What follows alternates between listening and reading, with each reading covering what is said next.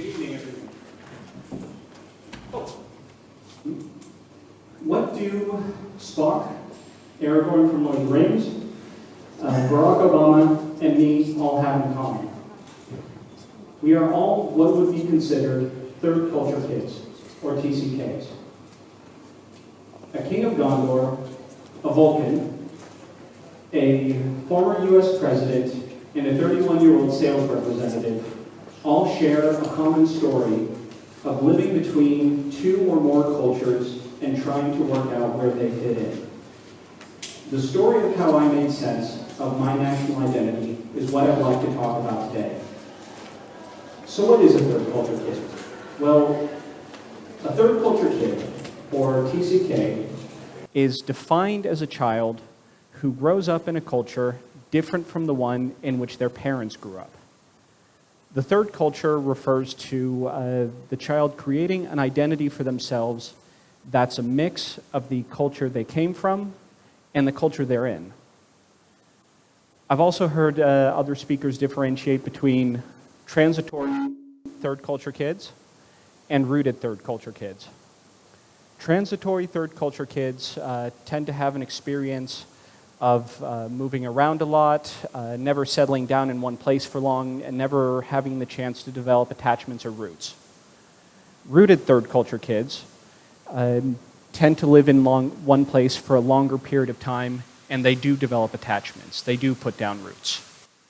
Transitory third culture kids are sort of your stereotypical TCKs. They're often the children of diplomats, educators, and military personnel. Rooted third culture kids, in particular, are exemplified by the children of immigrants. I'm a prime example of a rooted third culture kid. My family moved from sunny Santa Cruz, California, to Poland in January of 1998. My parents were and still are church and social workers, and they moved to Poland to work. Me, my brother, and my sister, and our dog, of course, we all came along with them. I've lived in Poland for about 22 years, and I've spent a good chunk of that time trying to figure out what my national identity is. For the first few years after we moved to Poland, I thought of myself primarily as an American. I spoke English at home. I learned American history at home, and me and my family worked hard to maintain American traditions while still trying to integrate with Polish culture. This changed in 2003 when we moved back to the United States for a year, and I started school there. I quickly realized that I was just different and that I didn't fit in. Despite coming back to the city I'd grown up in, despite being with people who spoke the same language as I did, and I thought shared the same culture, I was just, again, different. People thought of me as that Polish kid, and nobody really knew what to do with me. I was alone there, and I couldn't find my place, and I started questioning whether I was really an American. A year later, we returned to Poland. I started school, and I pretty much picked up where I left off with my life and my friends. By now, I thought of myself primarily as a Pole. Poland, Poznań, Skórzewo were home for me. And my friends at church, at school, at everywhere else who mostly were Polish, these were my people. I also started developing a keen interest in Polish history, and I started thinking of that as my history. I found that I had a strong pride for the country I was living in. Eventually, I went to a Polish high school, this one actually, and I took the matura exam at the end of my time there, just like any other Polish student would. After that, I went to university in the United Kingdom. While I was there, I was very active in the international community, and generally, I would introduce myself as Polish to people I met and more or less downplay the fact that I was an American citizen. I wanted to be known as a Pole. I also spent a lot of time with other Polish students, and I really felt a camaraderie with them because we had a common experience of living and studying in a foreign land. However, in 2012, I applied for a second student visa for my studies in the UK, and I was stranded in the country over the Christmas holidays while my visa paperwork was being processed. This was a huge shock to the system for me. I was forced to reckon with the fact that I was being treated as an American and as a non-EU resident rather than a Polish student. My national identity didn't matter to the immigration office, only my passport did. Eventually, a few years later, in 2014, I came back to Poland, I started working here, and I began the cycle of applying for a work visa every couple of years. Sort of had a repeat of the same problems I'd experienced previously. Despite the fact that I thought of myself as a Pole, despite the fact that I had grown up here, that I had been educated here, and that I spoke the language fluently, none of that mattered to the immigration office. The only thing that mattered was the nationality that was written in my passport. I was forced to accept that even though being Polish was a huge part of my identity, legally, I was still a foreigner, and to plenty of people, that was all that mattered. So, by this point, I knew that I thought of myself as Polish, but legally, I was an American and I was a foreigner. I also knew that my outlook on life, and especially on social issues such as immigration and multiculturalism, was different than that of a lot of my Polish friends. Part of this had to do with perhaps having a more pluralistic American outlook, and part of this was due to my own experiences as a foreigner. But I still didn't quite fit in. By now, I had a lot of emotional baggage. My identity and my sense of self seemed to be full of contradictions and things that just didn't fit together. Ultimately, I had to figure out how to make everything work.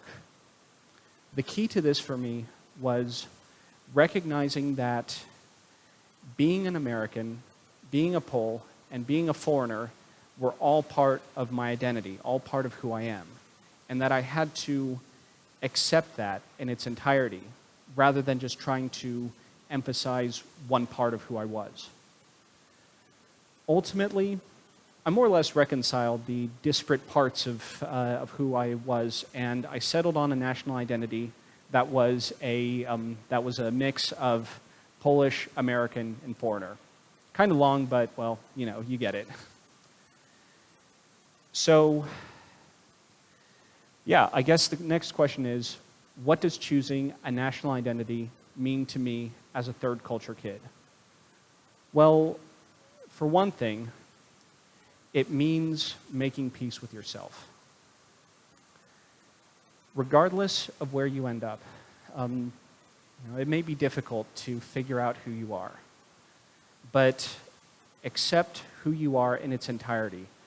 Accept all these different parts of who you are, and acknowledge that complexity. Accept that complexity, and don't just try to suppress the parts you don't like. The next thing is accepting. So ask yourself, which country do I accept with everything? Which country do I accept with its history, its culture, its problems, its quirks, its values? Where is home for you?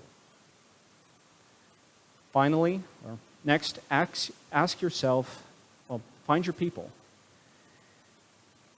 Who can you have community with? Who do you have something in common with? Who do you fit in with? And importantly, who do you have common cause with?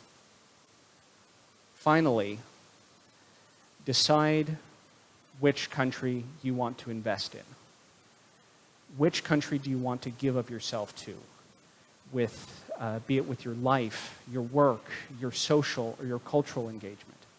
Which country is the one that you want to fight to make better? All these questions are difficult, all these questions are complicated, and the answers aren't going to be something you come to right away. But wherever you end up, answer these questions for yourself.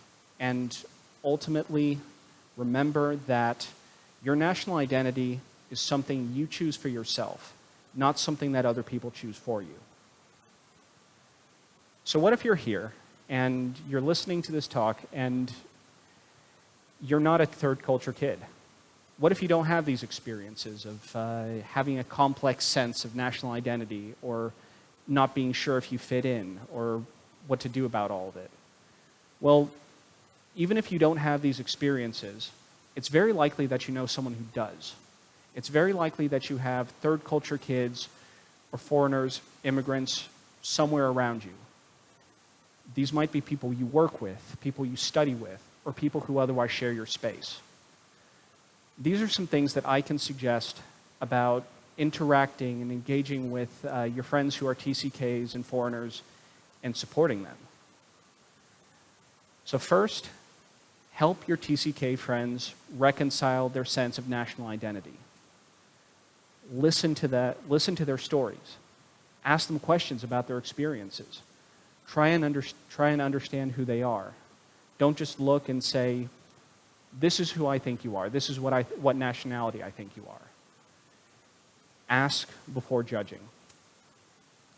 Secondly, give people the benefit of the doubt when they talk about where home is for them.